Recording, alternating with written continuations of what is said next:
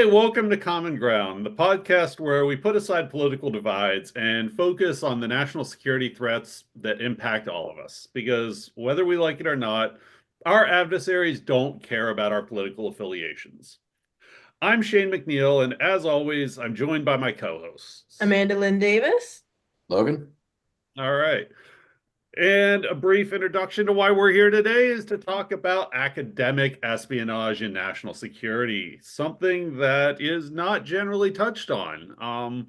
We talk all the time about stealing national secrets, about stealing the next F-35 widget, or talking about, recruiting a spy with access to classified information, but we generally don't talk about academia, and that's a huge problem in this country, and one that hits on a lot of issues with regular people, which is what we talk about here on Common Ground, is the issues that affect the regular American and why the regular people should care about national security issues, and how both sides of the political spectrum can find a way to come together.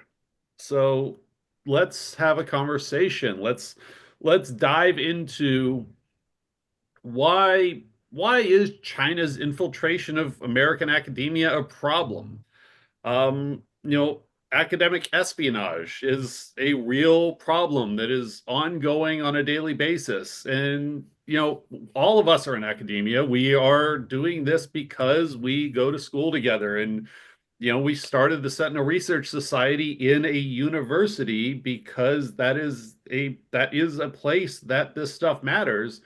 But it doesn't look like spies a lot of times. That's not what we normally would see. There's not a dude in a trench coat hanging out on the quad with people playing frisbee around him. It's this type of thing is something that happens in broad daylight, in the people that are doing it look like students and professors. And that's probably what people don't see. Well, but I think we need to elaborate on just to set because not everybody that listens to this podcast, as I've been told on others, is in national security, right? What do we mean when we say academic espionage? Because the academic community is one that is very open to sharing information. They rely on publishing.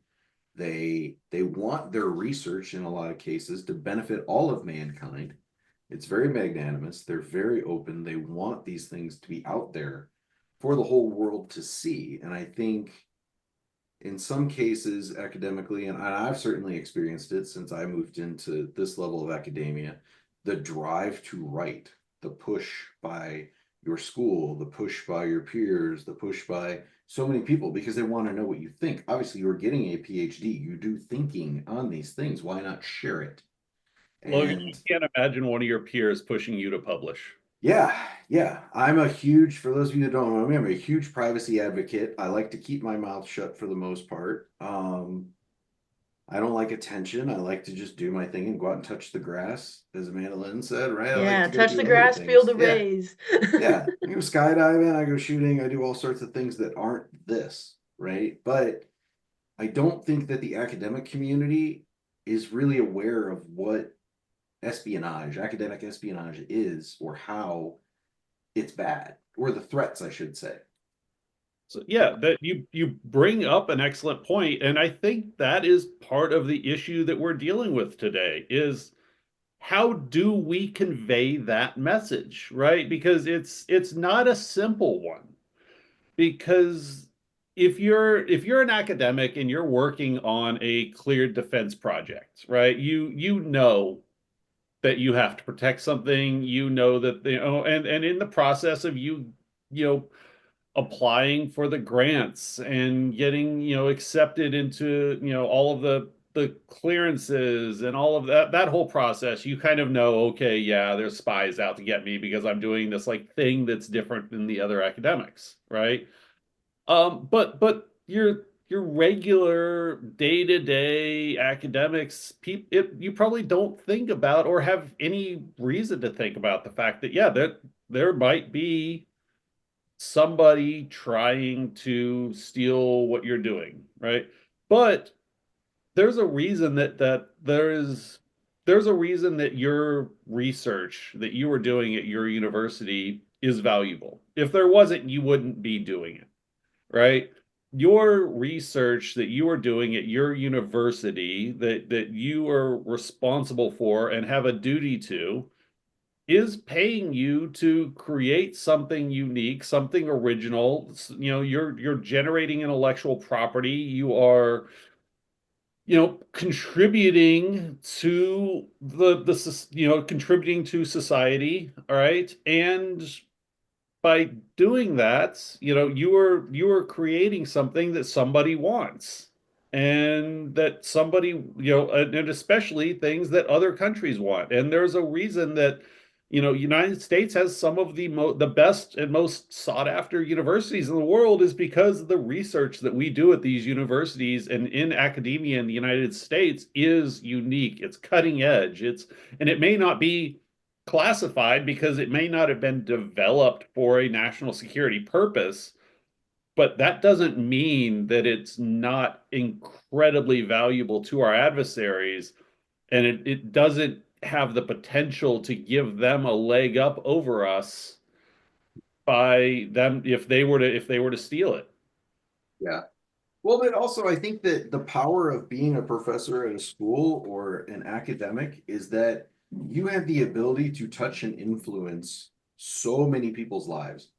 In the case of, being an academic professor, people that are seeking higher education, probably so that they can get higher jobs, get their voices heard. So if you, as the adversary, can convince me that you're not really that bad of an adversary, and I convey those thoughts to every student, every lecture, every person, your weaponization of my opinions and the forced multiplication of them against my own nation are huge, just politically. So it's not just about, academically science or STEM. It's also swaying that public opinion of people that influence large numbers of citizens, or are talking heads on news, or write papers or books, etc. So it's a lot. There's a lot out there that I just don't think people understand. Yeah, I have a question actually for you guys. With the definition of academic espionage, this is a fairly new topic to me. It's something I've heard about in my classes, heard about talking with you guys, but not something that I've lived super actively per se. It's not something I was always super cognizant about. Um, but in my head, I'm also thinking about people that may be listening that specifically write opinion pieces. Would that also be subject to these adversaries coming in and wanting to conduct academic espionage? Would they want to just learn opinions? Could that also be vulnerable? Getting to know their target, for example. Is that something that people should be looking for? I mean, honestly, I think definitions are a hard one on this thing, because a, a lot of times when we're talking the definition of espionage, we are talking a legal definition that is used to convict somebody in court. And that's not necessarily what we're talking about here. Well, that does happen sometimes, and we'll talk about the talents programs.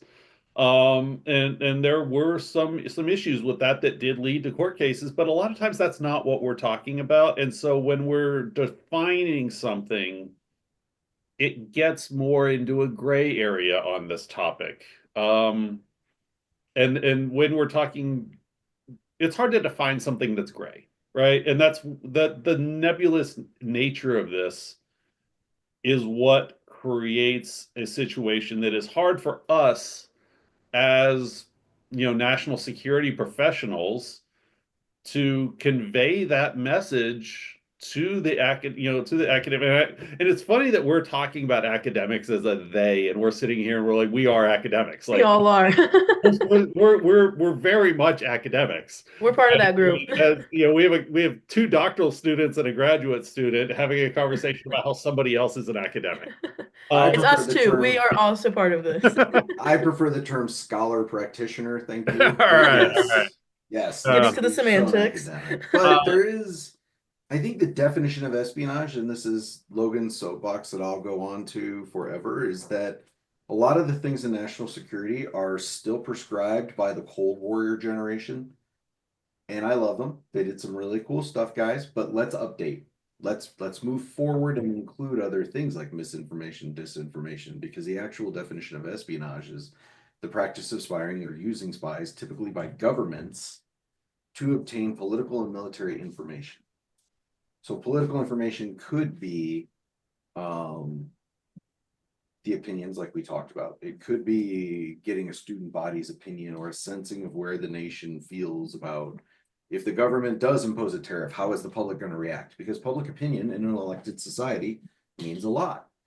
But I also think we need to update from governments, because the difference between, and I used to have this as a former marketing guy, the difference between me marketing a message to you and someone doing an influence operation on you is who's writing the check. Advertising is emotionally trying to tie you to my product so you look upon it favorably and you buy it.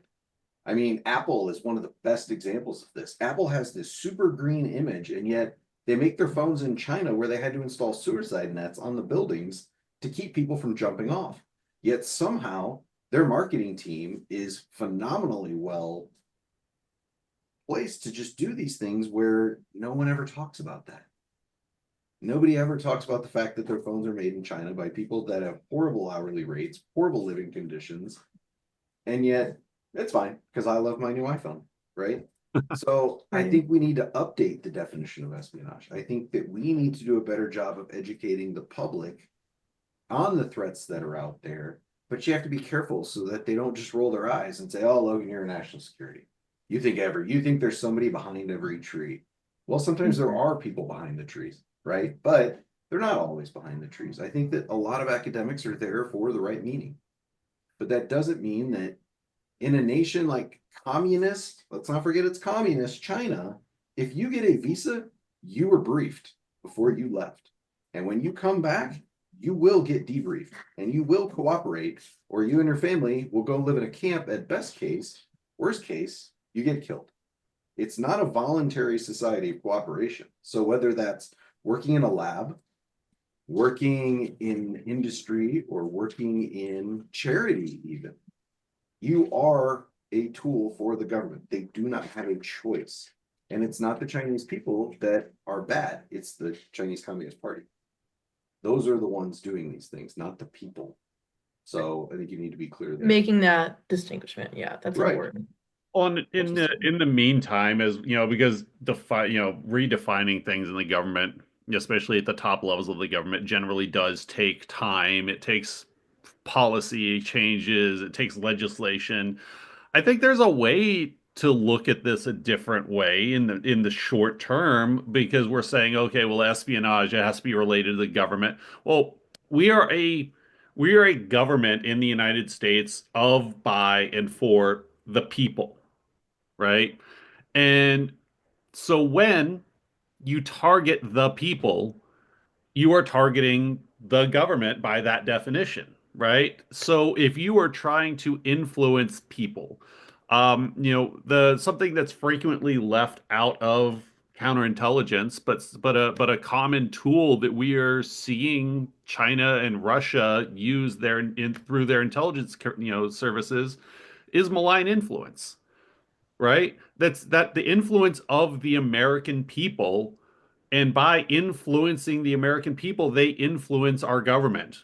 And that's a pathway to what is espionage, or is at least intelligence activities, right? But it doesn't meet that traditional definition. And that's where I think that it becomes hard to explain it to academics, and anybody, not just academics, but to anybody not in this field, is that, hey, it doesn't have to be, exactly that. It's anything that our adversaries are doing to change our country, to lower our place in the world, to push their own narratives, which, by the way, are narratives related to controlling public opinion, to changing people's opinion on human rights issues, right? And those are things that academia cares about. Those are things that the left, because academia tends to lean left, those are things that they should pay attention to. And that's part of the narrative, and it's honestly a part of the narrative that we struggle with in national security, to convey.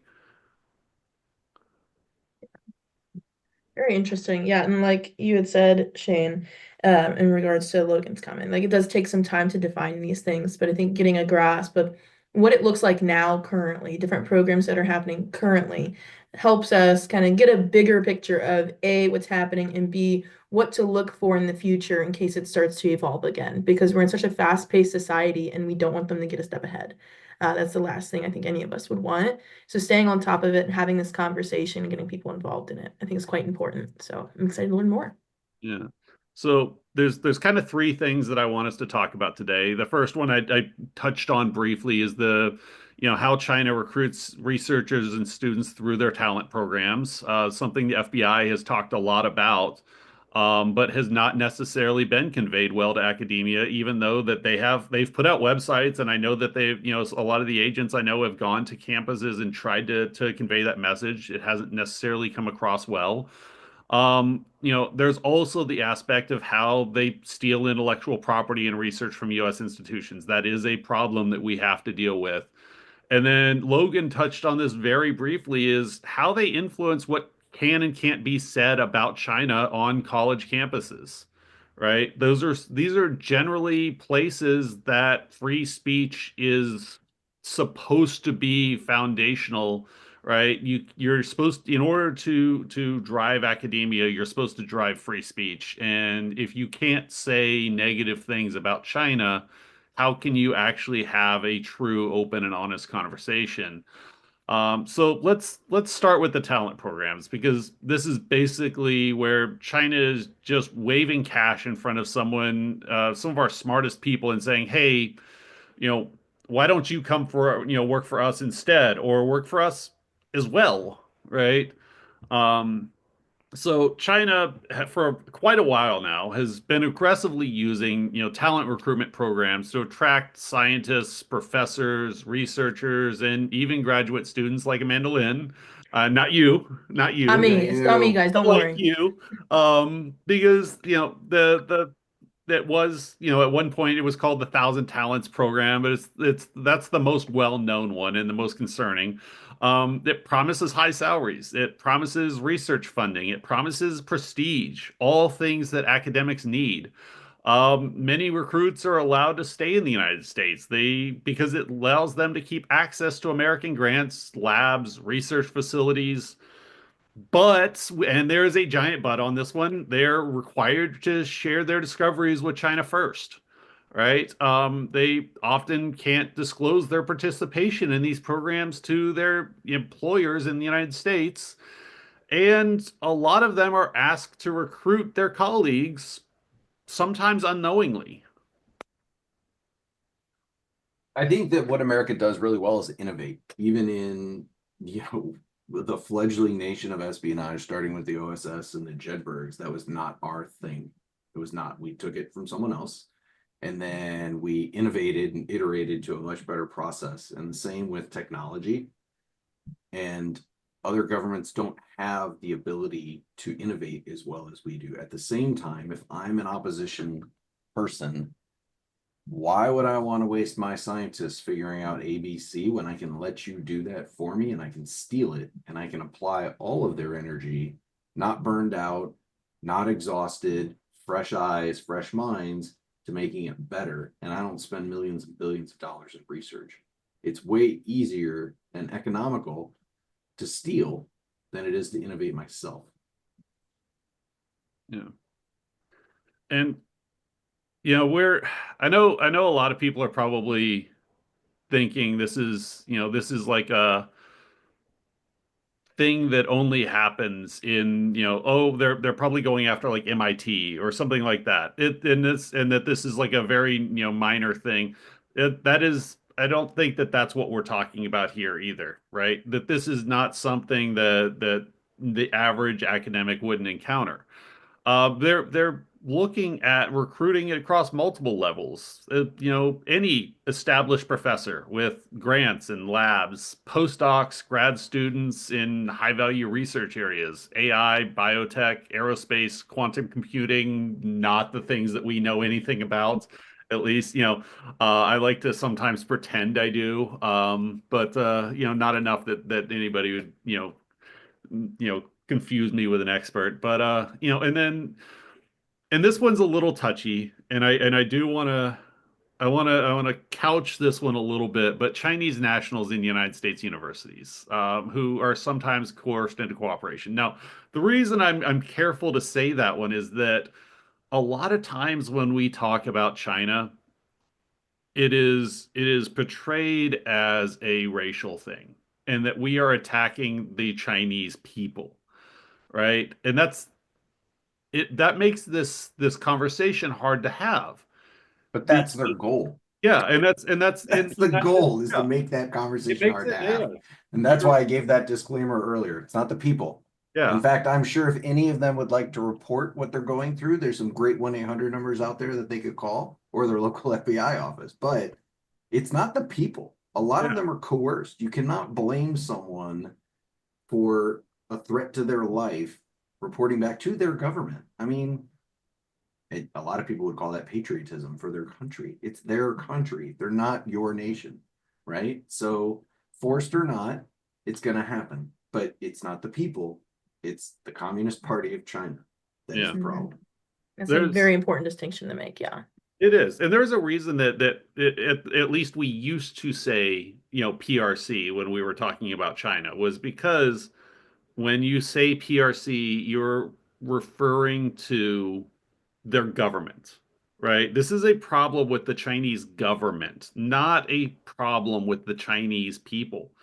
There is no way that however many billion Chinese people are out to get the United States. But there is a real concerted effort by the Chinese government to do these efforts, and we have to get people to understand that distinction. And I think that's a fundamental part of the issue when we talk to Yeah. academics is they when they hear us say China, they think that we are saying that China is that the Chinese people are bad. Right. We saw it with I'm blanking on his name right now. Logan, you're better at remembering names than I am, but the Like the case poster child for TBI. But go ahead. yeah. The case a while back where FBI was running the case, and it hit 60 minutes, and it was portrayed on 60 Minutes as a racial investigation. And the problem with a lot of these things is that when you look at it objectively, it looked racist. If you just look at the facts of the case that are made available publicly, because of the classification issues and the ways that we investigate and things like that, what the American people have access to looks racist, and it makes it look like we are investigating somebody because they're Chinese. Oh, just because they're Chinese. No other reason. 100% is how that appears. But again, you have to take the emotionality out of this. We are the number one and number two ranked superpowers in the world. If you don't think number two is coming for you, you're crazy. I No. would be insulted if they weren't. Like, Right. you have to know that is happening. And that's where it's hard when you don't work in national security. You're not an academic working at, a higher level to understand foreign relations, foreign affairs, and how these countries work. You forget that. Yeah, and I think like the general populace of the United States, seeing those kinds of numbers and how it's portrayed, it's going to be really hard for them to want to care about this because it 100%. seems racist. And I'm Right. completely in that boat. Like it would be difficult for me to sit down and look at those numbers and be like, yeah, there's definitely no bias here. There's no malintent here. It does look like that depending on how it's being presented. And I think having these honest conversations about what the actual situation is, and it's not the people. That's why it's so important to make that distinction because people instantly put their guard up about that. And I think that's a very fair reaction to have, especially if you aren't in national security. You don't necessarily think every day, oh, China, they're number two, they're coming for us. In our field, absolutely. That is definitely a conversation that permeates every single day. But the average person going to the grocery store who works in a completely different field, maybe even just simply, I don't know, healthcare, for example, they Right. might not be thinking about that. They're thinking about community and what, like the people that they know. And so portraying these numbers accurately And like you said, Shane, like how we categorize whenever we're putting these numbers out there can really change how the American people view American government missions to tackle this. So very challenging, but interesting to hear. Yeah, I mean, we do need to maybe we need to show real world cases of how these programs are being abused. There was that one Charles Lieber, the Harvard's chemistry chair, who while he was taking U.S. money from U.S. government research grants, right, he was secretly receiving millions of dollars on the sly from China to provide research to them, right? And that was that's one of the things that we're worried about right now, right? Is we're trying to say, are we effectively using our money, right? That's supposed to be something that we're worried about. And here's somebody that we were providing US tax dollars to, and China was also providing him Chinese tax dollars, and he was giving them the same research. There was a NASA researcher at Texas A&M who was caught hiding ties to China while receiving federal funding. There was a biotech researcher in the Midwest that attempted to steal patented cancer treatment and smuggle it to China. These are real things that do happen. Yeah. And these are the only ones that are getting caught. So you can only imagine what else is happening under blissful ignorance of people just going about their day in academia. If they're not thinking about it, they're not going to be looking for it. Well, Yeah. I don't think people, especially on the academic level, think of how their research can be used for the bad side, Right, right? exactly. Like, I'm going to create a genetically engineered plant that requires a third of the water and, can live through bugs and plant illness. Why would that be bad for some other country to have? Well, because they have 1 billion people to feed, and you have to feed an army when it marches. That's why it gives a strategic disadvantage if you give that away. That is Right. why it is a national security issue. If everyone was peaceful and everyone was kumbaya, I would love it. I Yeah, think war is horrible. I think conflict is bad. Unfortunately, we live in a humanity where that's not going to be. If there's a number one, there's a number two trying to be number one. So, exactly. And that's just the lens that we look through right, you're not and educated to educating it. Yeah, understand how it can be used wrong. And right. then you still have to overcome the personal biases of these people that I've gone to school with this guy for 8 years. We met when I was an undergrad, right? He's not doing that, but then again, there we go back to he doesn't have a choice, or she, Right. whoever. It's not a choice. Yeah. There's a lot of nuance to it. Each Right. case by case. And I think even going through those real world case examples starts to put it into perspective how it's kind of happening under our nose. And whenever it's only people in national security talking about it, it does have a tendency to seem like you're almost fear mongering it. And it's Oh, like, absolutely. and like, why would we want to fear academia? Like Logan Mhm. had said, like, share that information. That's the general consensus in academia. Share information, grow on it, stand on the shoulders of giants, and develop. But there are some serious dangers that we have to think about moving forward as well, like continuing development, but how do we protect our people and our government and our Yeah. democracy? And get funded, right? If you have Hmm. a random benefactor that says, I'll give you $1 million, well, of Yeah. course, naturally, you just want to take it. Why Yeah, of wouldn't you? course. Follow your If somebody, dream. Like yeah, somebody that seems came like an up to me, opportunity. yeah, Logan, I'll give you $1 million just a podcast. Cool. But what does that do? It takes me out of national security work. So maybe they really just wanted to get me to quit doing that. Not likely. I promise. It's not that big of a deal. But just to talk through the situation, right? There's a million ways to lure someone in and make them need you. And the best defense is understanding what those possible angles are. Yeah. Well, and I think taking this to something that everybody can kind of understand. There's one of the things that even whether we're talking the right, who their biggest issue right now is economics, right? And are we effectively using our resources? But on the left, academia, economics, financing is a huge aspect of academia, right? That is something that every academic has to take into account as they are thinking about their research and how they're, the funding they're bringing into their universities. And there is an economic aspect to this. And the annual cost of intellectual property theft in the United States every year is between like 225 billion and 600 billion.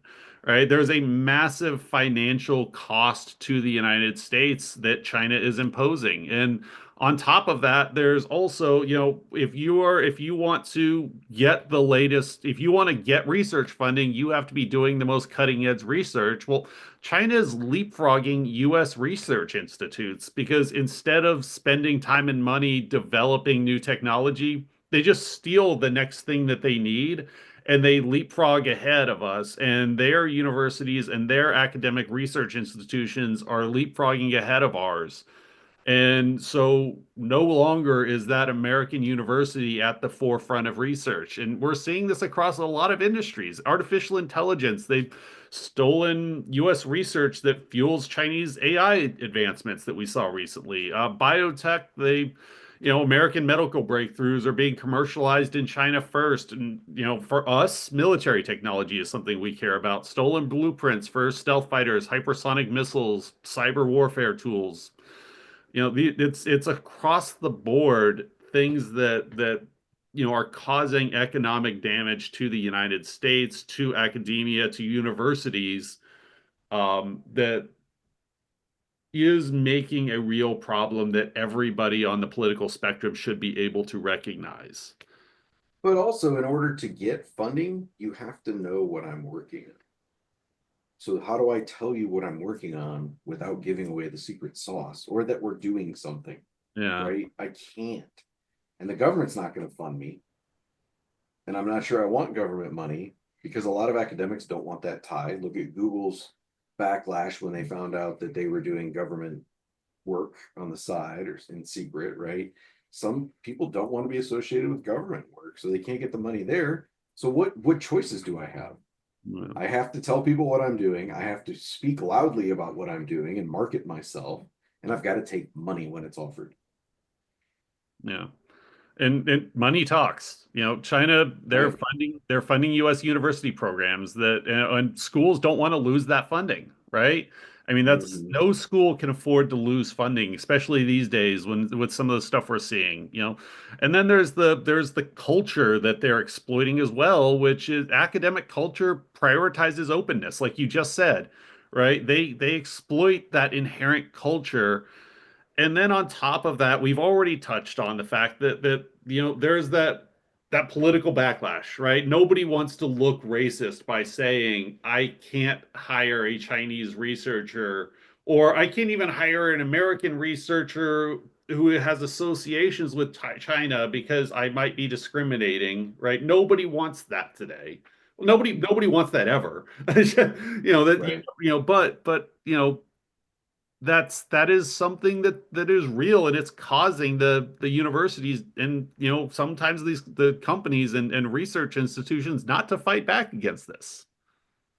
So we end up like handing over some of our best ideas because we don't want to look bad, and rightfully so. That's surely no one wants to look discriminatory, and that's never the intent, especially in such that open environment of academia like we had discussed. So we're handing it over, we know what's happening, we see it, we have case studies and proof of it, but we're just at this point kind of paralyzed with fear and fraught with inaction now at this point, right? Yeah, pretty much. And meanwhile, China's playing the long game and they're winning at it. You True. know, um, and it's it's more, there's so many pieces to this though. We could keep we could deep dive an entire episode on any one aspect of this, but I mean the another one that I think that it's important that we talk about, because a huge aspect of academia, something that we see in our classes, is free speech, right? At IWP, all of our courses are discussion based, and it's important that we have the ability to say what we think in class, and that's the foundation of Western academia, right? But a lot of times, if you recruit professors or you recruit people that are able to control the message that's being conveyed on campus, you can suppress criticism. You can suppress open discussion of some of these issues. You can force people to avoid topics like Tiananmen Square, like the genocide of the Uyghurs, the Hong Kong democracy movements. That these are fundamental geopolitical topics that we should be openly discussing, right? This is Whether you're studying, political science, you're studying history, whatever. Granted, I am touching on a lot of non-scientific, fields of study here, but that is, I am very much not a scientist. Um, but these are things that should be discussed in academia. But students who talk about those things face a backlash, sometimes from the Chinese government. I'm gonna fund your rival just so your message doesn't get out even. I mean, I think that's where people just don't. The Chinese government, the Communist Party, does a lot of things that the rest of the world would think are not okay. But we're so desensitized to, oh, China hacked another computer system. Oh, Typhoon Fault, they hacked all the telecoms, some Russian oligarch fell out a window. No one cares anymore. It's become a part of life. It's just the Yes, status quo, and we've become right. kind of desensitized to scrolling through the news. You get the headline and you move on with your day. You get like the notification that something happened, China hacked into this system, and you're grocery shopping, you're in the produce section, and you just go about your day at that point. It's hard to make it appealing to people that aren't directly involved in that field to care Right. about. But Right. whenever they see like this wide impact and how it's going to seep into other conversations that they're trying to have, I think that starts to change. Because if China's stealing our research and telling us we're not allowed to talk about it, then how are we going to continue developing? Yeah. Well, and if you're the opposition me that's looking to do hood rat stuff with their hood rat friends, I've desensitized you to me being there doing those things. There's no blowback if I get caught. Hmm. So now if I'm going to pitch China's version of a Title 50 covert operation and I say, what's the risk to the government? Well, boss, virtually nothing because the Americans won't pay attention anyway. Yeah, They don't care. They're so used to this, sir. Even if I get caught, they're not going to do anything about it. set So a dangerous precedent. it creates an operational area that the opposition can work without fear of retribution. Yeah, so I mean, it makes it a hard thing for us to figure out what to do about it. I mean, but it is a real thing that is happening, that we do struggle to convey that message to the people, that you know I I think people, if they could understand that it is happening to the students next to them, or if for a professor, that it's happening to the students in their class, right? That their students have been harassed and threatened for speaking out. They may face consequences when they go back to China, or maybe their families do, right? They Because say, or their families will suffer. Yeah. yeah, yeah. Even if, you come here, you study, you stay here because, but then your family is still back in China, right? And they can go after your family. And then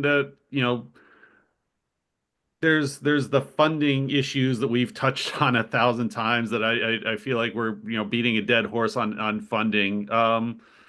But there is all of these things that we do have to convey, but how do we effectively do that? I wish, Yeah. we're coming to a natural close on this, because I don't know that we have a solution. Although, plug for Sentinel Research Society, this is our topic of research this year. Fund Our my research and I'll tell you a secret. Yeah. Yeah.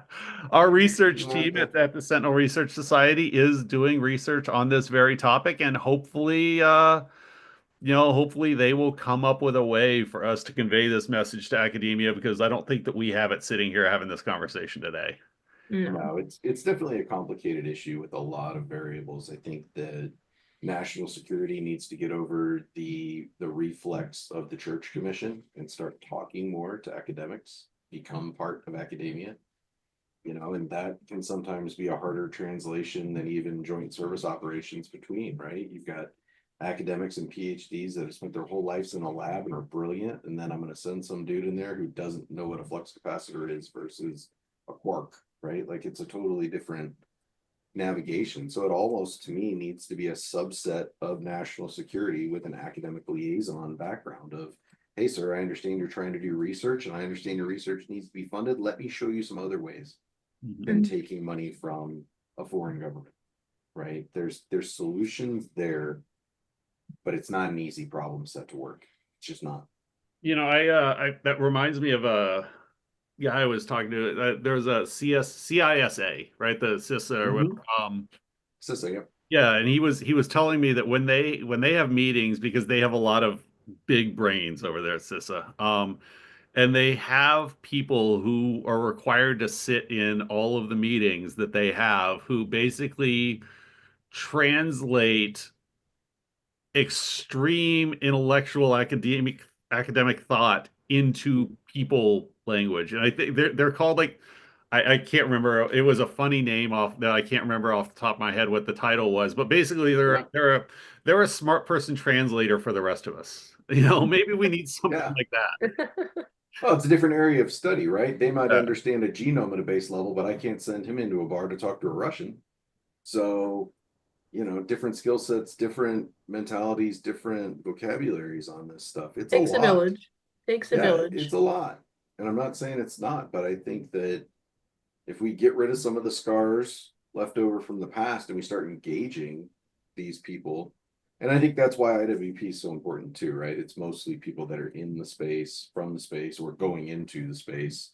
So there is a lot of room to have those conversations. Yeah. And I would encourage everyone in national security, or really anywhere, just to do as much education as they can, because like it or not, the certificates, the diplomas, the validation and accreditation that comes with these programs gets you in the room where the discussions are being had. You might be the most brilliant person on any subject in the world. If you're not in the room where that discussion's taking place, you're irrelevant. So you're saying you need to be in the room where it happens? It's weird, right? Strong theory. Love that one. That was good. That was Oh, good. there you go. All right.